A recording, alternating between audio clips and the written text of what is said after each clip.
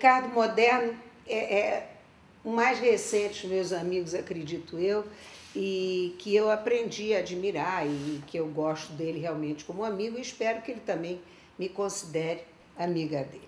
E que está presidente da Academia Brasileira de Filosofia, sentando-se na principal cadeira daquela instituição, porém não é um homem de ficar muito tempo sentado.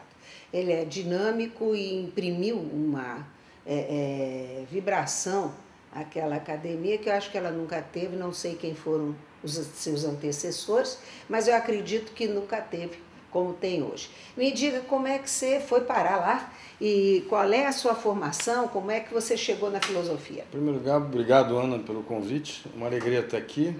Estou aqui como amigo. Né? Que gostoso. Menos como presidente do que como amigo. Eu comecei a estudar filosofia desde criança. Né? No colégio militar, eu tive um professor, o Hermógenes Arada, que é da yoga, né? Uhum. E o Hermógenes, então, ele dava uma aula que envolvia muita filosofia e tudo, né? Mas a filosofia dele era... Não, mas a filosofia em geral, questão de sabedoria. Ele gostava de filosofia, por isso se integrou ele na conhecia yoga muito filosofia. ou... Não, ele era um grande yoga, ele tem vários Desde livros, né? antes? Ele, enfim, um dos maiores nomes, talvez o maior nome talvez da yoga brasileira, com vários livros publicados. Então, ele era militar de carreira, né? Uhum. Chegou até coronel, e na época ele acho que ele era capitão, né? Era meu professor. E então ele conhecia muito filosofia oriental, ele conhecia muita coisa e tal, ele lia, um erudito. Então ele foi orientava, ele que te estimulou ele que me deu nisso. essa coisa. E em casa eu pegava os livros da minha irmã, que é 5 anos e meio mais velha, e ela, enfim, trazia os livros do colégio católico. Eu espero que ela não esteja ouvindo. Então eu pegava os livros e ia ler também os livros dela, né? E aí eu comecei a entrar em contato com filósofos seus também. Pais, desculpe, seus pais eram... Meu pai é dentista, militar, e minha mãe era do lar. Então... Ela também gostava de filosofia? E ela sempre incentivou muito, porque ela não teve muita oportunidade, não teve muito pouca, então ela estimulava muito o estudo, né? Uhum. Então, livro, eu sempre convivi com livro desde criança, né? E eu tinha uma professora dentro de casa, justamente, né? Ela orientava muito a minha formação. Então, na verdade, com isso, depois eu passei para o 2º grau, mudei de colégio. No Bennett eu tinha filosofia como disciplina formal. Você já foi aluno do Bennett depois também. dele ser misto, né? Misto foi quase no início dessa fase. Então, e aí tinha filosofia mesmo e tal, e com disciplinas, e aí eu vi que era Você formou-se em filosofia? Depois não. Aí depois, a época do vestibular, foi uma época difícil, que a Faculdade de Filosofia Federal aqui no Rio teve um problema onde foram descobertas, havia muita gente ligada à subversão, descobriram metralhadoras, fuzis e tudo mais. Poxa. E então eu não quis entrar para a Federal em Filosofia, porque eu ia ficar numa situação difícil, né? Sim, era até provar que focinho de porco não é tomar, então eu resolvi, aí eu fui fazer comunicação social. Era o começo da faculdade Hélio Alonso, eu fui da primeira turma e tudo, e aí, enfim. E dentro da faculdade, como à época ninguém sabia o que era comunicação social, todo mundo estudava filosofia, os professores davam livros de sociologia, antropologia, filosofia. E aí, embutido. Enfim, porque não havia uma teoria da comunicação muito desenvolvida. Então, e eu, claro, com esse incentivo na faculdade e pela minha vocação já, eu comecei a construir uma boa biblioteca e tudo mais. E aí, quando acabou a faculdade, quando eu acabei a faculdade nos anos 70, aí eu já fui fazer mestrado em filosofia na França, na Sorbonne, em Paris 1.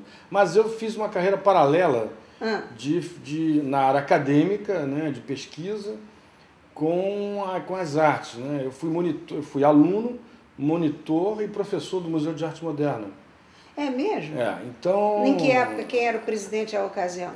Foi o meu grande diretor, para mim, até hoje, o maior diretor de todos os tempos, foi o Maurício Roberto. Infelizmente falecido, né? Falecido, Maurício, a época áurea. E justamente quando ele saiu é que houve um incêndio, quer dizer, a direção já não estava mais muito controlando as coisas e tal. E, então eu já não estava mais... Você não era mais Não, lá? eu já tinha ido a primeira vez para a Europa, para Paris, já para começar a me movimentar. É muito diferente o estudo lá. Eu sei que ele pode ser mais adiantado, não é à toa que é chamado de velho mundo, mas é muito diferente a dedicação do estudo, A minha experiência encaminhamento. A experiência que eu tenho da França, apesar de conhecer na Alemanha, morei 3 meses na Alemanha também, então eu vou te falar da minha experiência francesa e alemã. É todo mundo na biblioteca em sala de aula.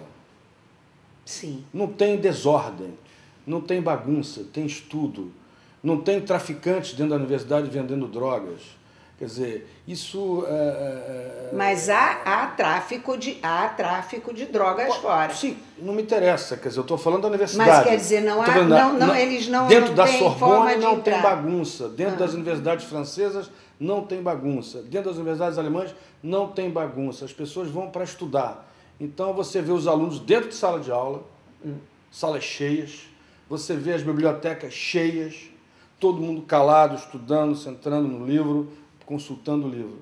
Quer dizer, levando a sério. E aí que você vai gerar ciência. É aí que você vai gerar o desenvolvimento. Uhum. Quer dizer, então, essa desordem no Brasil não está conduzindo a coisa nenhuma. Nós não temos uma boa formação. Você considera, já vou falar uma coisa que é metendo-se na política, que os presidentes atuais desses países que você diz que não há desordem, que são os países não há desordem dentro das universidades. Eu estou falando das universidades. Mas você acha que isso está sendo transferido para as direções dos países? Os presidentes de França, de Alemanha, eles estão sendo um retrato do que se passa na universidade? Não, ou está sendo desmerecido? O nível dos políticos na Europa hoje é muito superior aos da América Latina, né? Convenhamos, né? Não, peraí. Se é isso que você está querendo dizer? Não, eu estou querendo saber se reflete o espírito de dentro da faculdade. Não estou comparando com a formação, continente. Sim, quando o indivíduo, por exemplo, no caso dos políticos, alguns fazem a Escola Nacional de Administração, a famosa ENA. Né? Quer dizer, existe praticamente uma escola de política. Que é da maior seriedade. Você sai da LENA formado na LENA, você está, enfim, com uma carreira segura dali para frente. Então existe no mundo administração uma escola pública, para ser presidente da República, para ser ministro, para ser diplomata, enfim, para carreira de Estado, para a administração pública em geral. Né? Então, pode chegar a presidente da República, a primeiro-ministro. Quer dizer, então, isso é claro. Você acha, então, que reflete o espírito das universidades?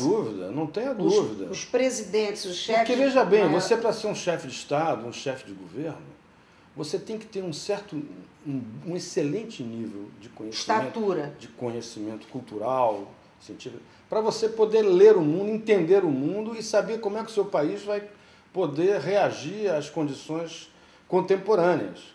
Quer dizer, se o sujeito não está preparado, ele só vai receber... Ele é posto à prova. Entendeu? Então, na verdade, a formação básica deles lá, isso é desde o primeiro grau, segundo grau, terceiro grau, depois a pós-graduação, as pessoas estão de fato preparadas. Isso não impede que elas cometam erros, mas é outra coisa. Daí é Agora, né? voltando à tua pergunta, então eu fui fazer filosofia, fiz mestrado, doutorado e consegui tirar o mais alto título da Sorbonne, que é de doutorado de Estado, o Dr. d'État. O Sérgio Paulo Rouanet foi meu membro de Estado.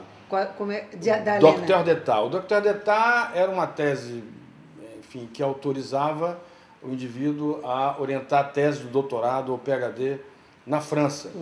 Isso era uma pequena parcela que pode fazer isso, como até hoje também.